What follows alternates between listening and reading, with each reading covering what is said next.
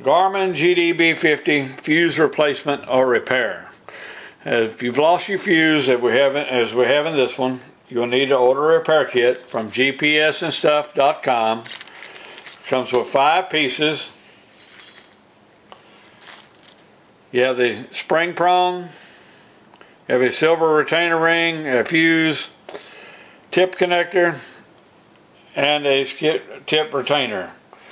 First thing you want to do is take your spring prong and place it over the end of the GDB 50.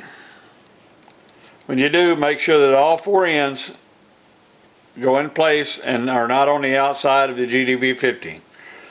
Take your silver retainer ring, place it over the top, insert your fuse. From here, you take the silver tip, drop it into the retainer screw, round portion down, as in this picture. Carefully roll it over, screw it in clockwise. Once you get it in, tighten it as tight as you can with your fingers, and we have a repaired GDB 50 available at gpsandstuff.com.